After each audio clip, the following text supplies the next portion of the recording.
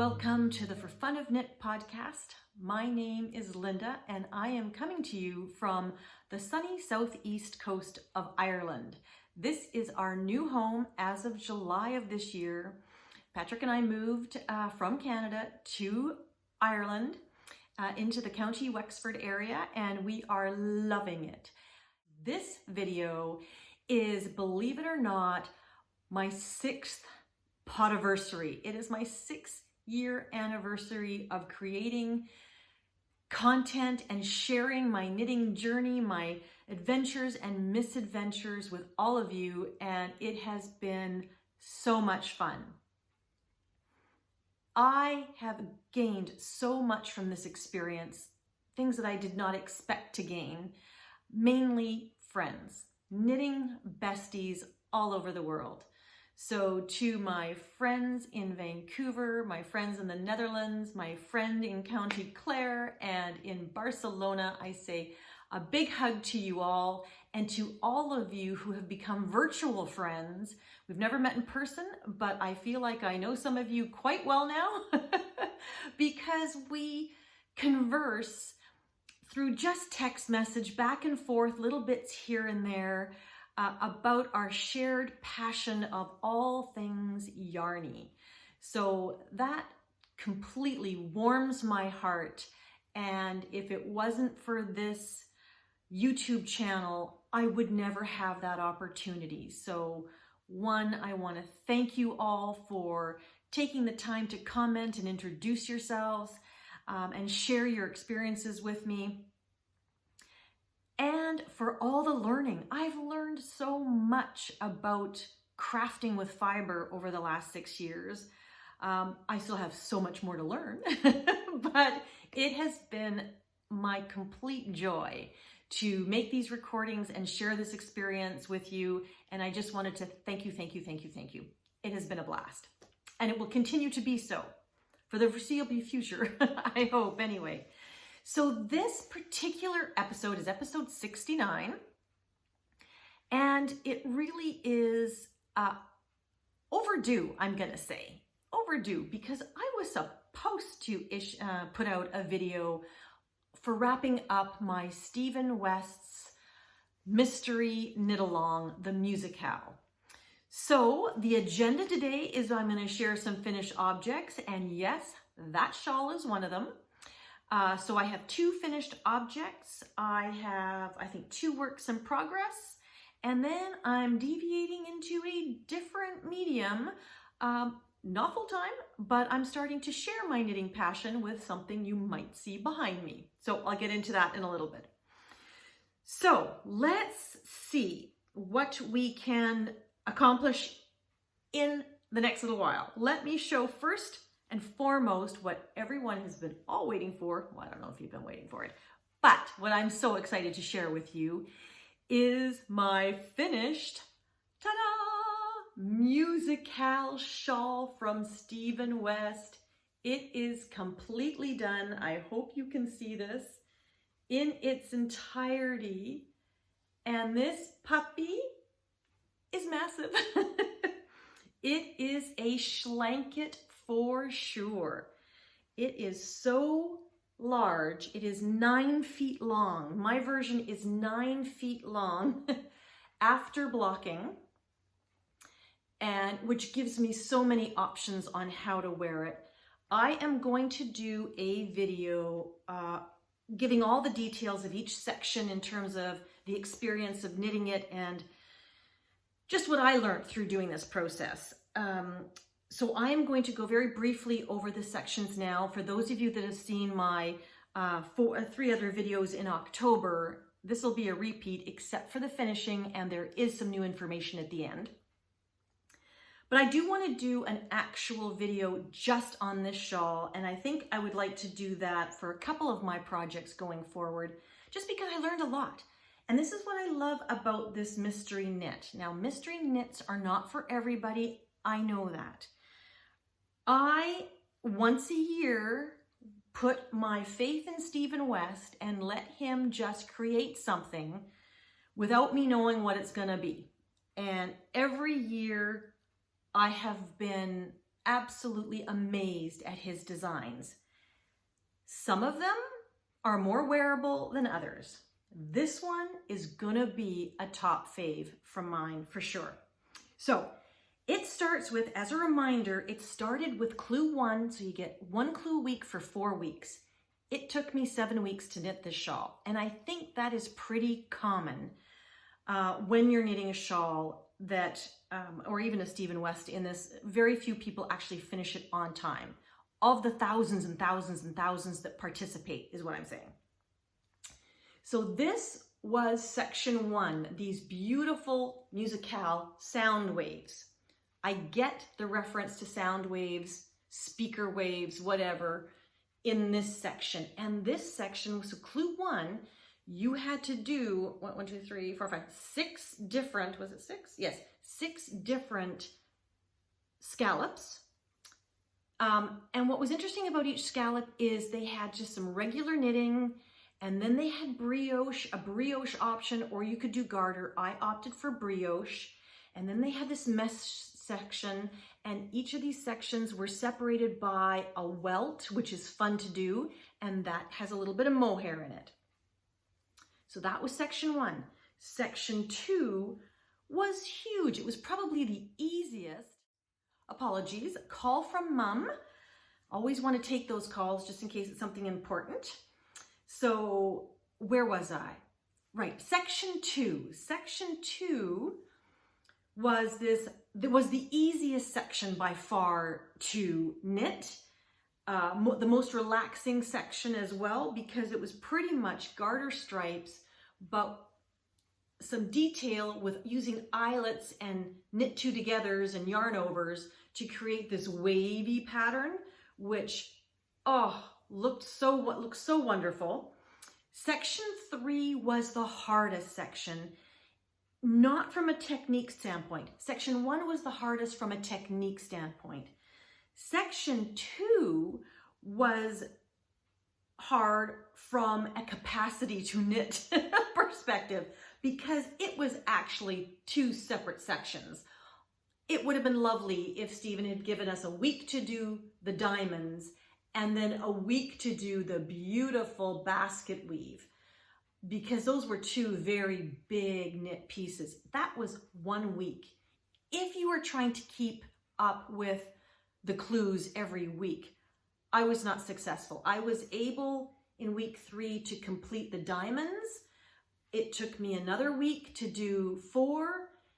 So section 4, it took me over a week, because I was traveling, to do about a week and a half to do the last section, clue 4, which was the brioche border. Now you had the option to do a garter border as well, but I did the brioche, and I just love the squish of brioche. I found knitting the brioche to be very therapeutic as well.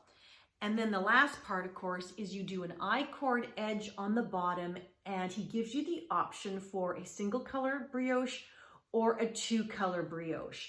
And I was playing yarn chicken towards the end with the dark blue, so I opted to do the 2-color.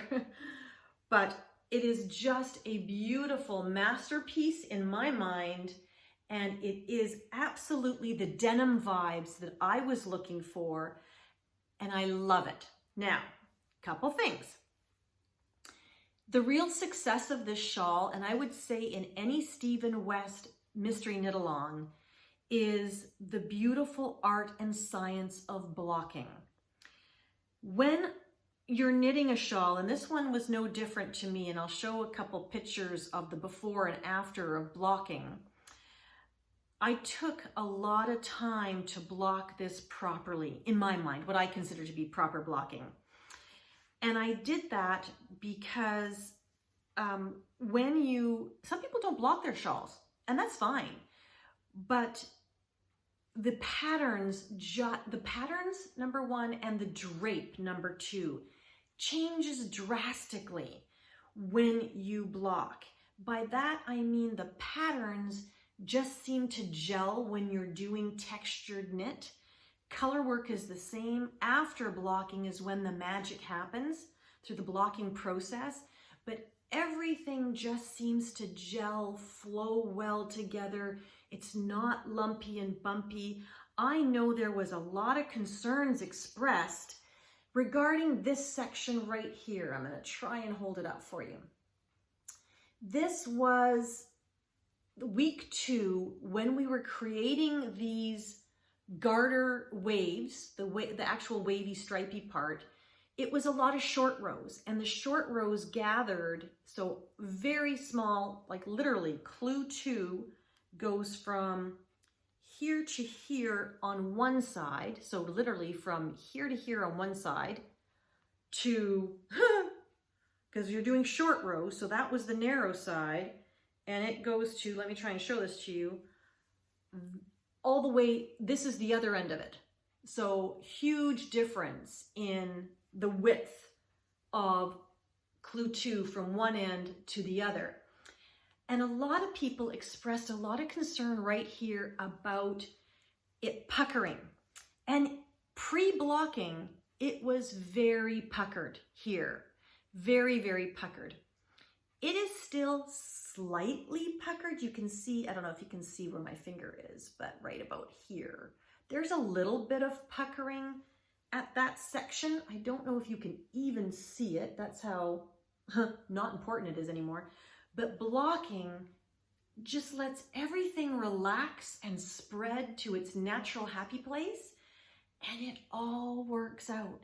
So you might be not liking the shape of the shawl as you're knitting it, or not too sure what's going to happen, but after you block it, the stitches all relax, everything gels together, the pattern and textures open up or close up depending on what you're doing. And then you're given a little bit of creative license in the overall shape when you're blocking. For example, my ends, I blocked the geometric side very straight, very straight. I blocked this side very wavy. I hope you can see that, can you see that? Yes, you can see that.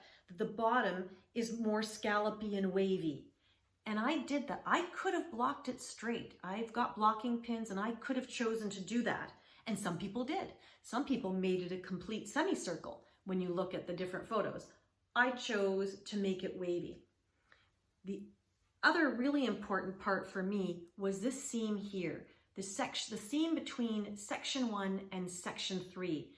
This seam, as you're knitting it, is extremely wonky. It's going like this down the sweater, or down the shawl. I tried to block it using blocking pins into as straight a line as I could manage. And I think it turned out fabulous. And like I said, it is giving me all the denim vibes that I was hoping for.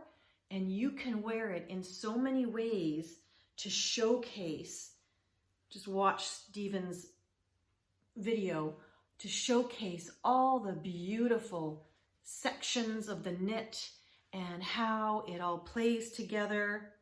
What happened to my beautiful, oh, I want that on top because I love this. It's one of my favorite parts. So we've got the beautiful sound waves, we've got the absolute waves here, and then we've got the nice geometric, we've got the diamonds, somewhere are the diamonds, I can't remember where the diamonds are. The diamonds are up here. Diamonds are up here, and you can really fashion it any which way you like. I tend to wear my shawls, so my favorite shawl is a triangular shape, and this is not triangular, but it's not exactly crescenty either. It's sort of irregular, which is because the ends are so long, it's working out really well. And I tend to just wrap myself around when I'm wearing shawls like this. And so I will just wrap it around. And I always tuck one end under. So this is how I like to bunch it up. And the weight of this shawl is so light and so airy. I was worried at the beginning that the whole sound wave section was a very thick, heavy section. And I wasn't sure if that was, you know, what the blocking was going to do to it, but it opened everything up and everything is light and airy and flowy now. So absolutely loving this. You will know that I am not a perfectionist. If you've watched me for any time, you'll know that I'm not a perfectionist because I drop stitches everywhere. And sorry, June, but I'm going to share my errors. See where that stitch marker is? While I was blocking it, I found I dropped a stitch in one of the diamonds. I'm so fortunate that I found it, caught it, and after I'm finished with this video, I am going to fix it.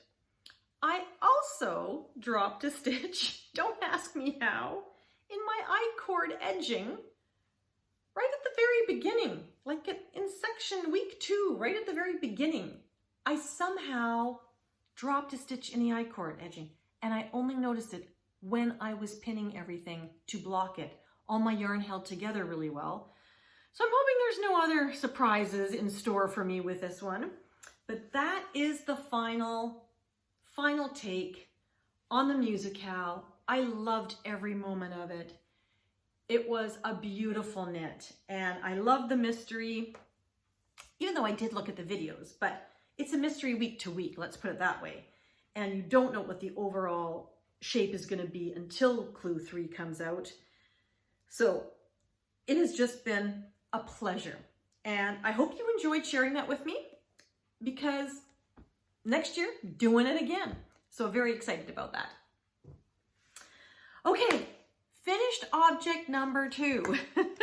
So let's take a look. I do have notes today because I'm a little rusty. I have been away, as you know. Oh, oops, and I moved my camera. Try not to do that, Linda. Try not to do that. Okay. The complete antithesis of a schlanket is to knit yourself some vanilla midi socks. And I call them midi socks because they're not long and they're not short. So they're midis.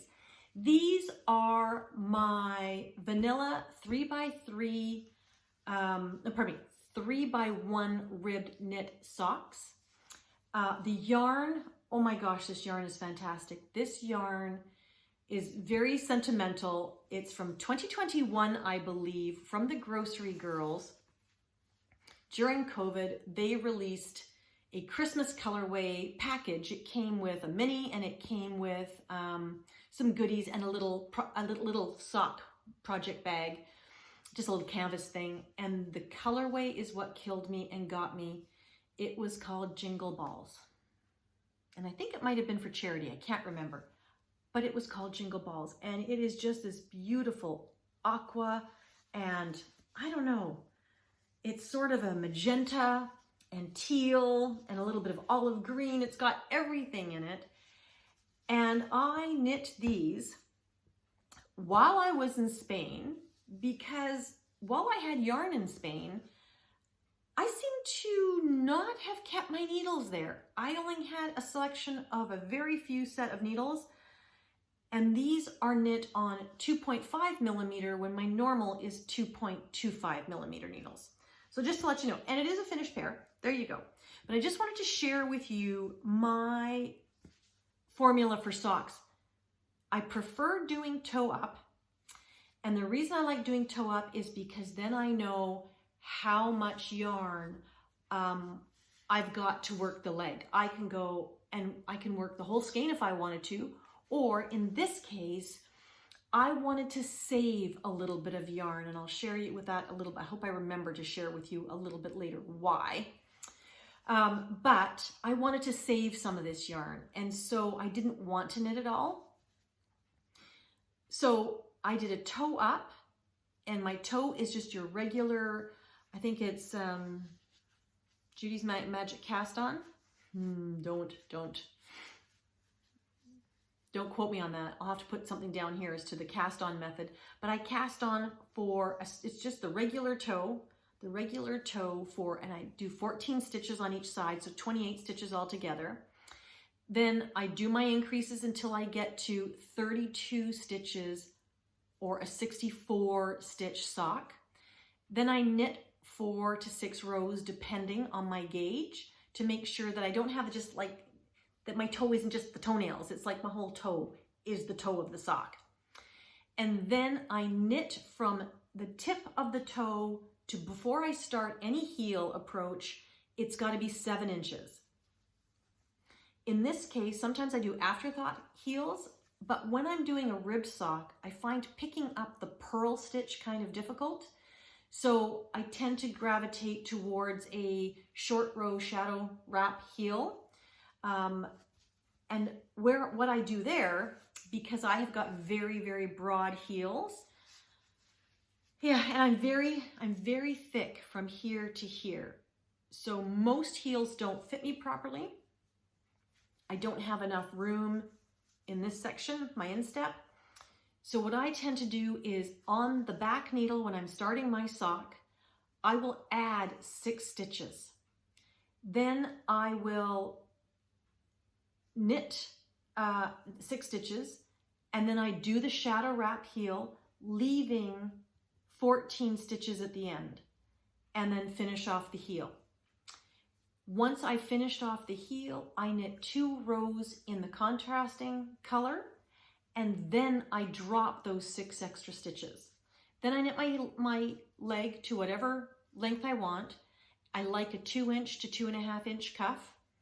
I prefer a 2x2 or 1x1 rib. Depends on what I'm doing. This is a 3x1 rib sock, so a 1x1 rib cuff works, just goes nicely. The pattern, some of the purl stitches go all the way through. If I did a 2x2, you don't get that. And as for the yarn, I tend to prefer contrasting toe, contrasting heel, and nothing in the cuff unless I'm gonna stripe it like a tennis sock, or I might just do a contrasting cast off. That's kind of my secret formula for socks. Now, is there anything else I wanted to say about that?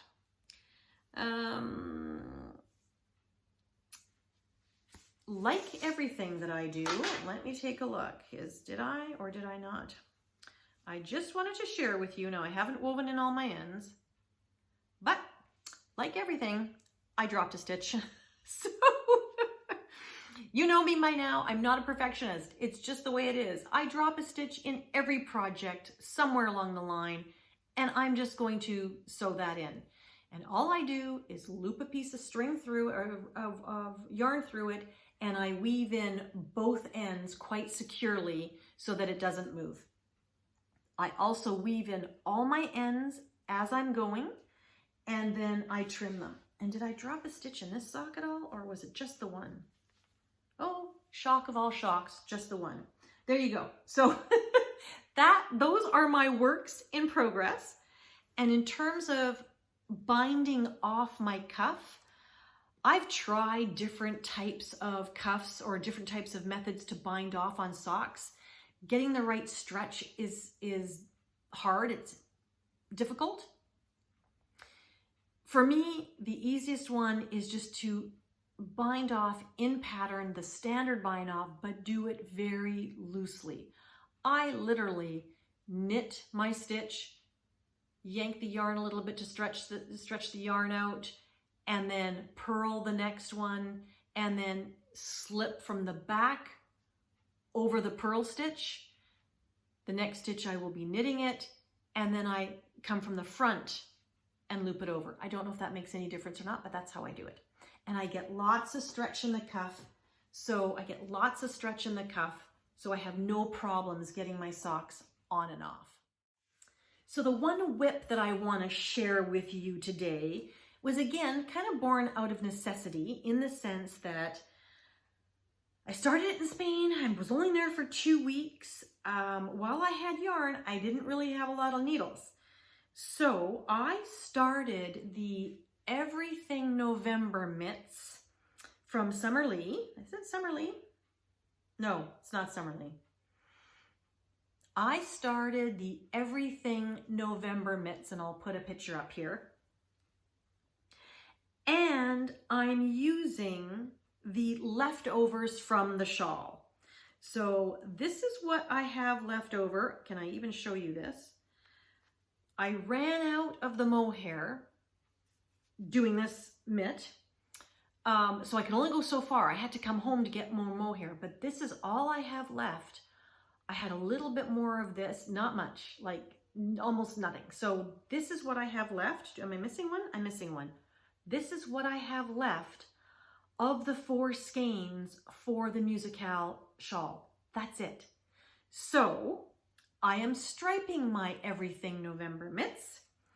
And I am trying, and here they are so far. I hope you can see this. I'm loving them. So I'm going to have mitts that match my shawl to a certain extent. Same tones anyway. I'm holding the mohair throughout.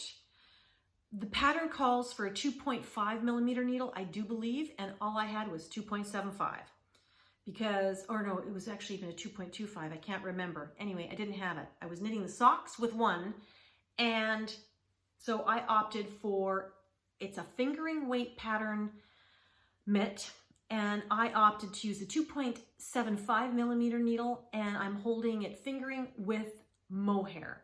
So my gauge is a little bit bigger. It's not too bad.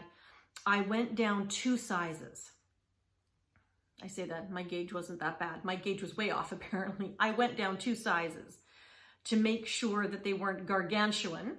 A little bit of a guessing game on my part, but I figured if I went up 2 needle sizes, I should go down 2 pattern sizes. And this is what they look like so far. I'm only on the first sleeve. I have just completed the gusset for the thumb right here, and I'm just at the section where I have to put the stitches for the thumb on hold and then start knitting in the round.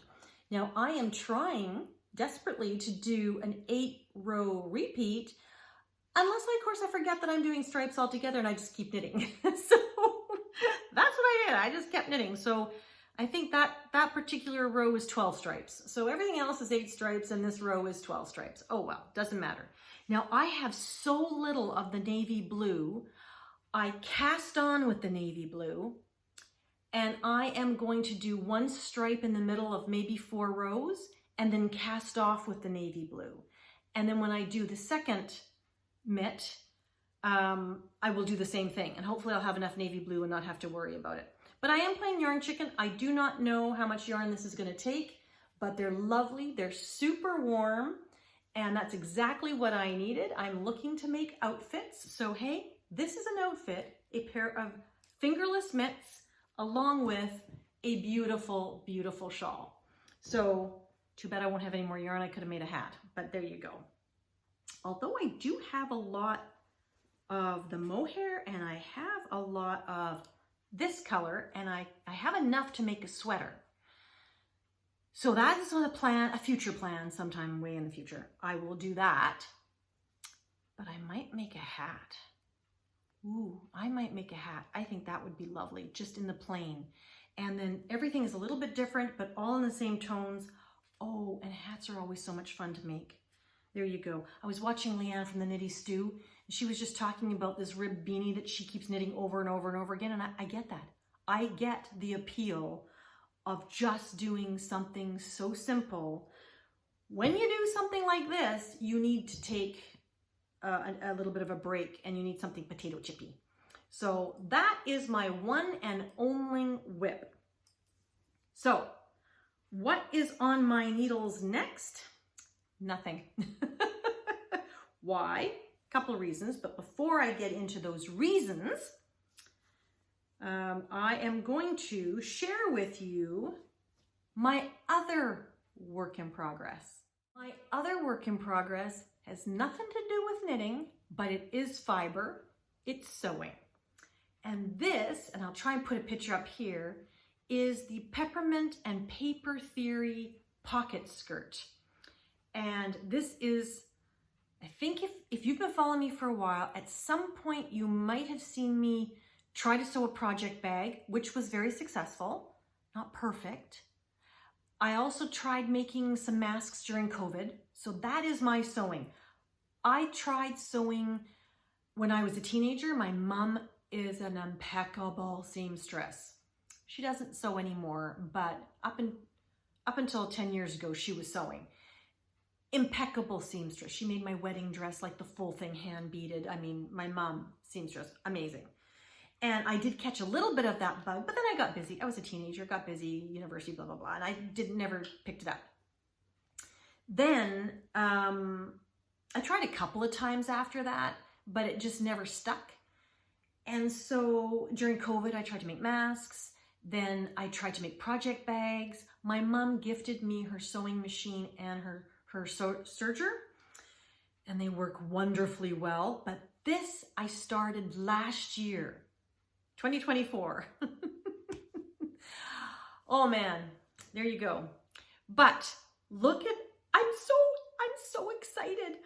I have done everything. I've only got to finish putting more thread, sew more lines to cement the elastic into the waistband.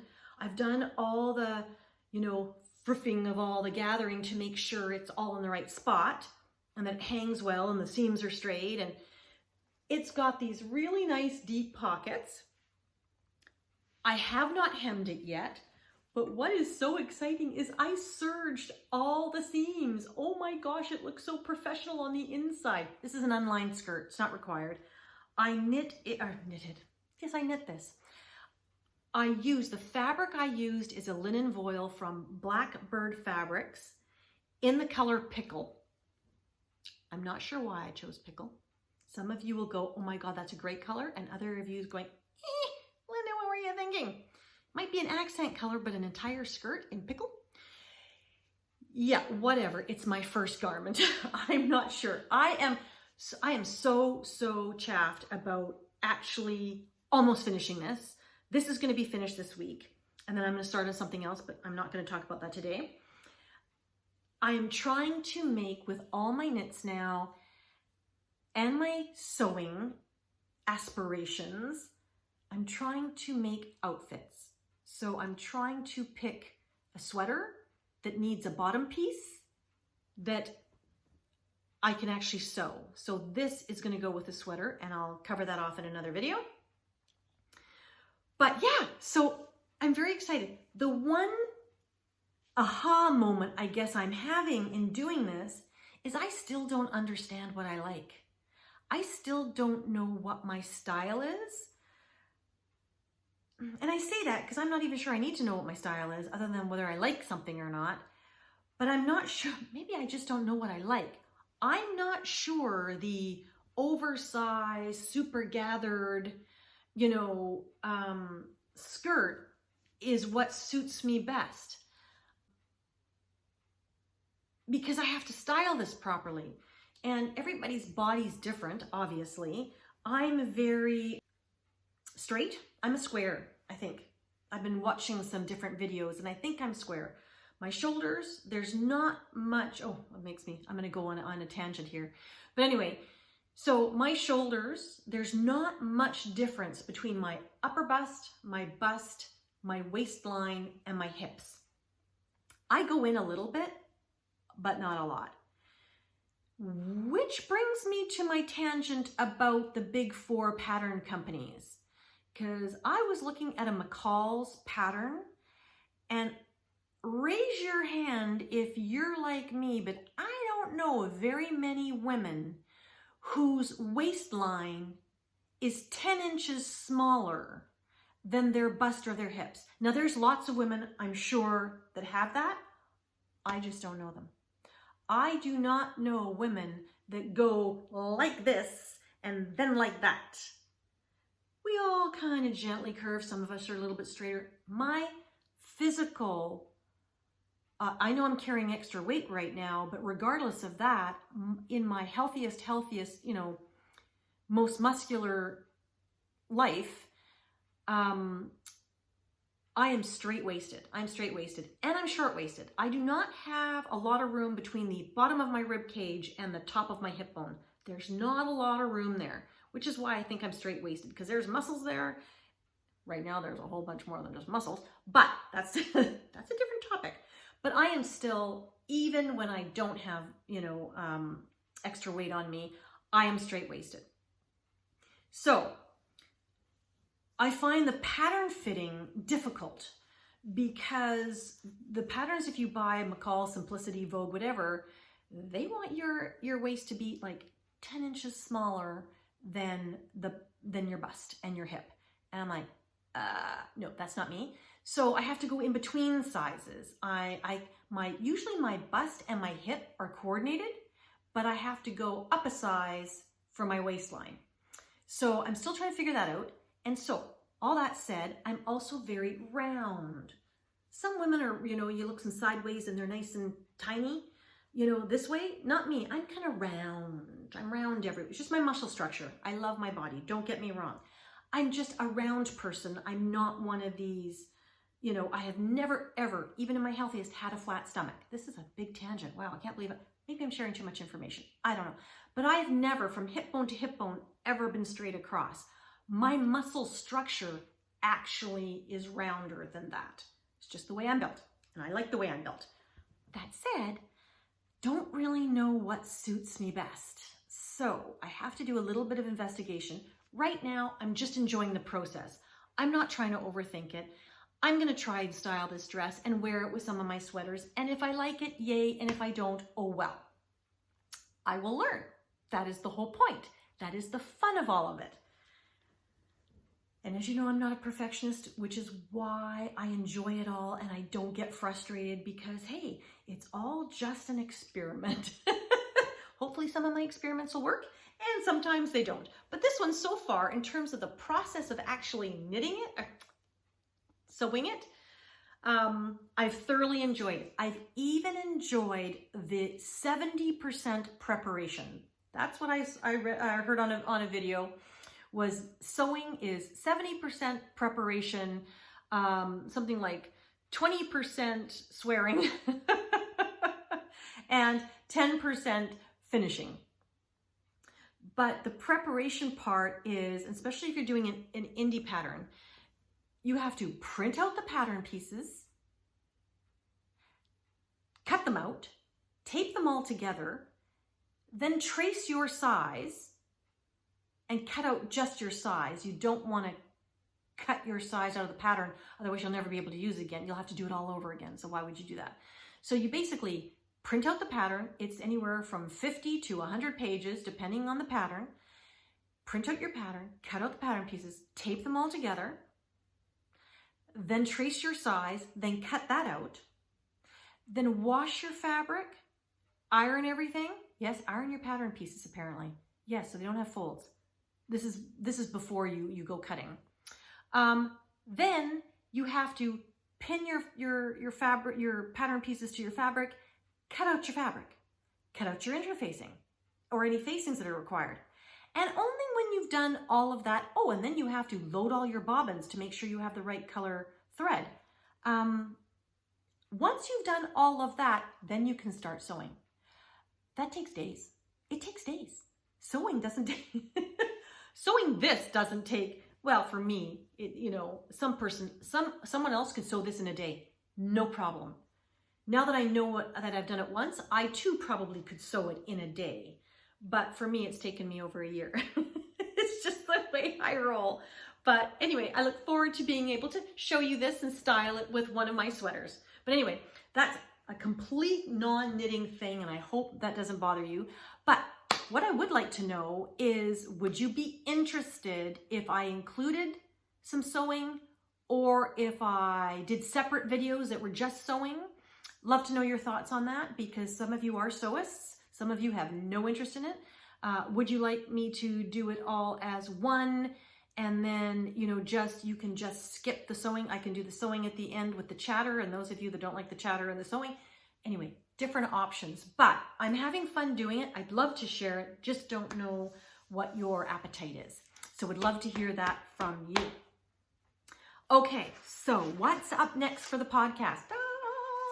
6 years and running, going into our 7th year. Am I going into my 7th year? I guess so. Wow, time flies. Life has changed quite a bit in that time. So why I am not going to knit anything or put any plans forward for my next project is because December is coming. No sooner is this video going to load that I am going to hopefully aspirationally load a Vlogmas introduction video. So I'm hoping to do Vlogmas, and it's going to be special this year. Not in terms of videography or, you know, professional stuff, because I am not a professional. I do this as a hobby. This is my fun thing. But it's going to be special because I am going to Vancouver at the beginning of December for 2 weeks to visit my mom, and my sister's going to be there at the same time. So we are going to have the three of us all together again, and we are going to not only do Vlogmas as best I can. Ideally, it will be daily. It might be every other day, depending on how it works. First, I have to get over the jet lag. But I want to cover, obviously, just anything that we're doing in Vancouver. We are going to open some Advents. I'm doing the Toft Crochet Along Advent again this year. I'm bringing it with me. That is a crazy thought in and of itself. My sister is doing it too, and she's bringing hers. So we're doing it together. That is going to be fun. I want to do as many little outtakes. We're going to do a whole bunch of Christmassy things, you know, traditional things that my mom, my sister, and I used to love to do. So hope to take you along on some of that. I hope you get to meet my mom's other half, Ron. Wouldn't that be nice? Don't know how shy he is, so I will be respectful. Definitely going to be meeting with a lot of friends, so want to take you on that. And again, as long as it's okay with them, we're going to do lots of crafting, obviously, and we are going to do our 4th annual family podcast. So we will, in Vlogmas somewhere, there will be a full episode. So that's exciting. And then I leave Vancouver for Christmas. I meet my husband in Spain for Christmas. So that will probably be the last Christmas we do in Spain, because we certainly want to have Christmas in Ireland, where it's actually frosty right now. Had to scrape the windshield of my car. There was ice all over it. Yay! It's so nice. But we're not set up for it here this year. So we're going to just have a gentle Christmas, the two of us in Spain. And that will carry through the rest of Vlogmas. And then regular podcasting again in January. But anyway, so lots going on, lots going on, and I'm so excited to be able to share all of that with you. Fingers crossed. I always have technology issues, so I'm just going to put that out right now. I always have technology issues with my phone and or my iPad or the streaming, whatever it is, uploading, downloading to YouTube. So if there isn't a video one day in Vlogmas, it's because I can't upload it. So just bear with me. It will all work out, as it does every year. So on that note, that was it for me today. Thank you, and I keep saying, I apologize for that. But thank you so much, each and every one of you, for all your wonderful comments. I know I didn't answer any of the last comments, and I just haven't had the opportunity because of traveling back and forth. However, I read them all. I appreciate them all. I'm hugging all of you because I am so grateful for your company throughout this, you know, my YouTube channel, because it's our channel. It's not just my channel. I kind of figure it's our channel. And I love talking with you. I've met so many of you in person and online and chit-chatted back and forth and struck up pen pal relationships. Kayla, hi. You know, so it's just been fabulous, fabulous, fabulous. And I look forward to the next 6 years and see how it goes. Technology will probably have changed by then, and people won't be vlogging and podcasting with video. Who knows? That'll be exciting. But whatever medium it is, I hope to be there. And in the meantime, I hope everybody has a wonderful morning, afternoon, evening, wherever you are in the world, whether it's spring, whether it's fall, whether it's, it's going to be spring or fall, I guess, is the two options. I hope you are enjoying your crafting, and I hope that I was able to keep you company while you did so. Thanks so much, everyone. Talk to you soon. Bye.